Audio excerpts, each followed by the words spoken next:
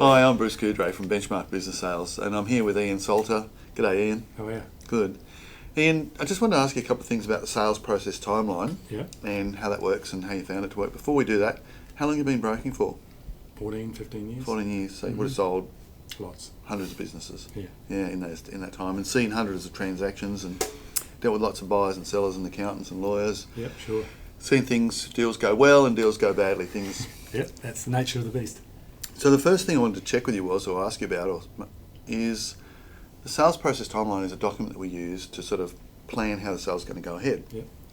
And I'd just like you to talk about how that thing came about, how the sort of trial and error and it's built up over the time. If I use the analogy that solicitors look at, we call that the bricks. So, of course, they'll look at the big things: finance, due diligence, lease agreement.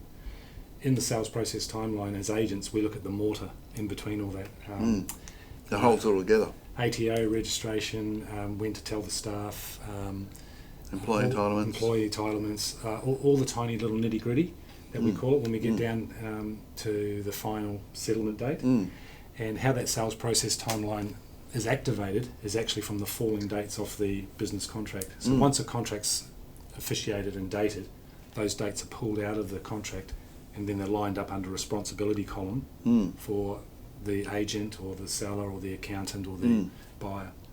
So in the years that you've been using the sales process timeline, have you found that lawyers and solicitors particularly like that document? The feedback I've had myself personally, yes, the lawyers and accountants that I deal with, they love that document. Not that we're doing their job for them, because I think they have their own process in-house. And whenever I delivered that document to an accountant or a solicitor, I'm always sending it over as a guide. This is a tool, and they always come back and say, great document, or thank you very much, and they're looking forward to me updating that as we go through the process. And I use a shading system, so psychologically, when you're looking at an A4 page and you see the shading that this is done, we've only got this much to go, everyone knows we're on the same track. We're getting close to the finish line. And I find it a great tool for everybody. It's keeping all eyes on the prize. It's obviously. So what about, have you seen transactions where people haven't used the sales process timeline and what can go wrong by not using it? Yeah, well, sure. If you're one of those agents that do the wish and hope, you sign a contract and you sit in the corner and wish and hope it settles, and you're not proactively engaged in helping that settlement, it's going to fall over. That sales process timeline is a valuable tool. It keeps everyone locked on. I have my clients, my sellers ringing me, are you going to update it soon? I go, I'm just waiting for correspondence from your lawyers. And then I'll update, and then I send it out to all parties. So it becomes like the central roadmap that we're all following this plan to get from here to the finish line. Yep. Yeah.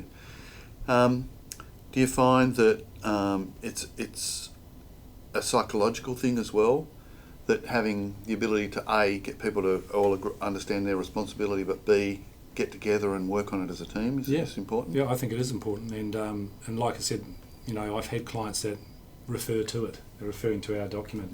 And it's much easier for them than rifling through all the conditions of the contract when they see that we've put the dates when you've got to send over the staff details, when the buyer's got to action their satisfaction of due diligence or their finance or the lease agreement.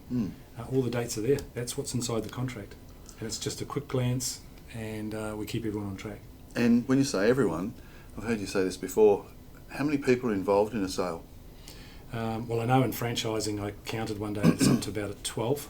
When you're dealing with a landlord solicitor, buyer solicitor, buyer's accountant, buyer's financier, there's another 4, 5, 6, 7. Seller, solicitor, accountant, another 10. Broker. Sometimes there's an advisor in there in between all those. So anywhere from 10 to a dozen people are involved. So there's all those personalities that we've got to deal with, all those other agendas that they might have, and I think this document just smooths it all out. Yeah, so by having that, you get all those 14 odd people all working on the same plan. Yeah. It's just keeping everyone on track. Yeah, and that's a benchmark initiative, but I think that's our point of difference.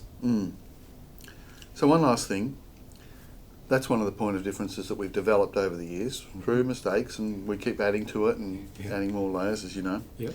Another thing that we do is we work on getting a contract ready when we list it, not when we've got a buyer. Yes. Can you talk about why that's a good thing? That's a really good question. We find that in sales, We work so hard to find that qualified buyer. It can take weeks or months, and we found the qualified buyer. We've taken them to meet the sellers. We've had the inspection. We've done the 48-hour follow-up, and we get an offer in writing. And we send the offer over to the sellers. The offer's agreed. But if we don't have that contract, that period of waiting to put all that contract together is when that buyer goes cold and they can walk away, or something's crossed their path. Yeah. But in what we do at Benchmark with our contracts, we prep them up, ready to go, signing up that business for sale. So once we get the okay that the offer's been accepted, all we got to do is go back and congratulate the buyer and say, by the way, I just need these 3 things. What's your entity? Who's the directors? Solicitor, accountant? And by the way, we've just sent that draft contract to your solicitor. And it's like spinning their head. It's done within 24 hours. Because if you don't do it, a lot of people focus on the price but don't focus on the terms. Correct. Yeah. By having the contract ready, we get the terms sorted out as well. Yeah, and those terms are usually already run past the seller's solicitor, so we know that the seller's on board, the solicitor knows what we're doing, we're all in the same team selling that business. And so all we have to do is just get those few little details off the buyer and we're going, and it's quite seamless. Yeah, and that's the key, isn't it, to keep the whole thing seamless. Yeah. So thanks, Ian. Thanks for having a quick chat to us about those 2 documents and how we need to use those when we're selling a business. Thanks a lot.